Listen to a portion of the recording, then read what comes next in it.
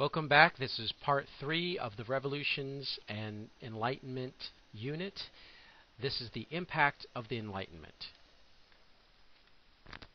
The Enlightenment had a large impact on culture. European monarchs tried to emulate Versailles, but in the Italian Baroque style, not the French classical. They created a new kind of architecture. By the 1730s, a new artistic style, Rococo, had emerged.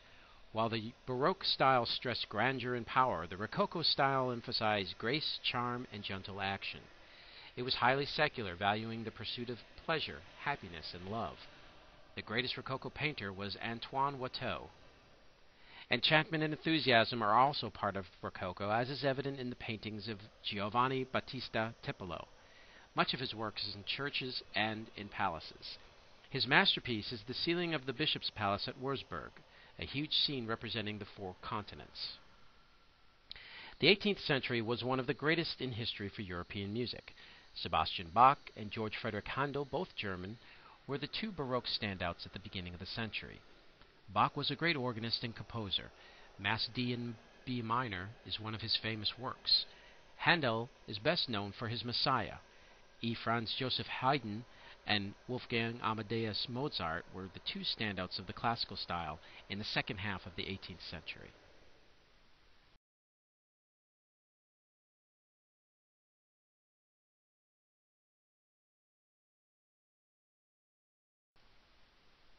The philosophers believed in natural rights for all people.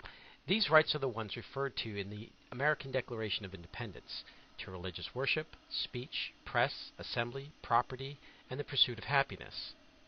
The philosophers believed that enlightened rulers were to establish and preserve these rights. These rulers were to nurture the arts, sciences, and education, and to enforce the laws fairly over all subjects. Enlightened absolutism is a term once used to describe the monarchies that emerged at this time. According to this view, monarchs of this time tried to govern by enlightened principles while retaining royal power. Is the concept of Enlightenment absolutism correct? We can examine 3 states where philosophies tried to influence rulers to make enlightened reforms: Prussia, Austria, and Russia. Frederick William I and Frederick II made Prussia a great European power in the 18th century. Frederick William tried to maintain a highly efficient bureaucracy whose values of obedience, honor, and service to the king, and he doubled the army's size. Nobles who owned large estates were officers in the Prussian army, and they believed in duty, obedience, and sacrifice, and were loyal to the king. Frederick II, or Frederick the Great, was one of Europe's most cultured kings. He knew and adopted some of the Enlightenment ideals. Absolute monarchies. The feudal balance between monarchs and nobles came undone in the 17th century. Monarchs gained new powers in warfare and in tax collection. France became the West's most important nation. Its rulers centralized authority and formed a professional bureaucracy and military. The system was called absolute monarchy. Louis XVI, pictured here, was its outstanding example. His nobles, kept busy with social functions at court, could not interfere in state affairs. Following the economic theory of mercantilism, Louis XVI supported measures improving internal and international trade, manufacturing, and colonial development. Similar policies occurred in Spain, Prussia, and Austria-Hungary. Absolute monarchs pushed territorial expansion. Louis XVI had done so in the 1680s, and Prussia did during the 18th century. A series of kings in Prussia and eastern Germany built a strong army and bureaucracy. They promoted economic activity and began to develop state-sponsored school systems. Prussia exemplified a new type of ruler who claimed to be influenced by the Enlightenment and claimed to wield their power for the good of society as a whole. Frederick the Great, pictured here, is seen as the best example of this enlightened despot. Unlike the rest of Europe in the 17th century, Britain and the Netherlands did not have absolute monarchs. Instead, they formed parliamentary regimes. A final English political settlement occurred in 1688 and 1689.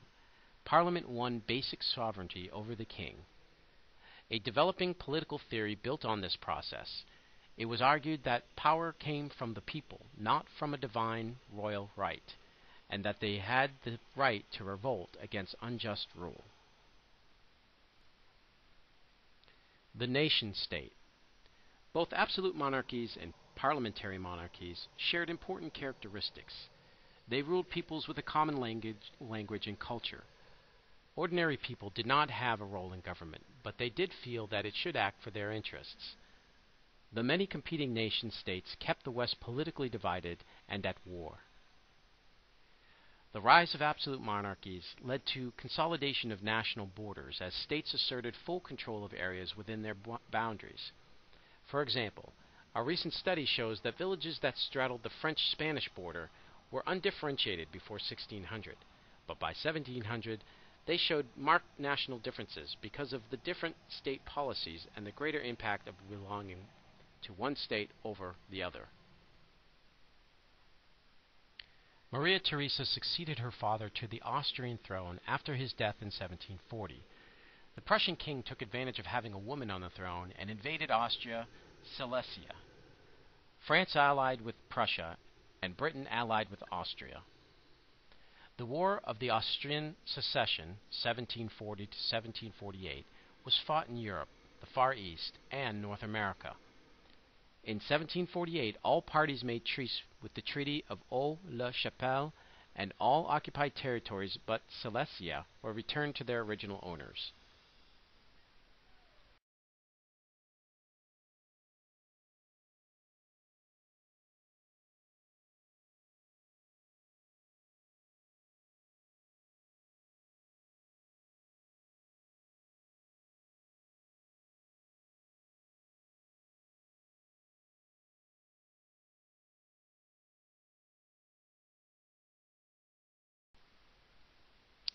Two rivalries took center stage: France and Britain over colonial empires, and Austria and Prussia over Silesia. Maria Theresa refused to accept the loss of Silesia.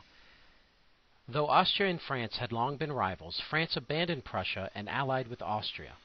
Russia joined that alliance because it saw Prussia as a threat. Britain then allied with Prussia. In 1756, another worldwide war broke out in Europe, India, and North America.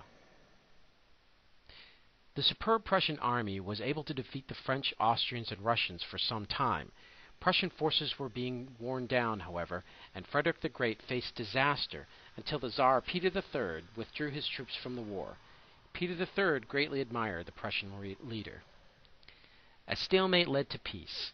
In 1763, under the Treaty of Paris, all occupied territories were returned, and Austria officially recognized Prussia's permanent control of Silesia. The struggle between Britain and France during this time outside of Europe was known as the Great War for Empire. Sheer persistence made the British win out in India. In 1763, the French withdrew from India for good.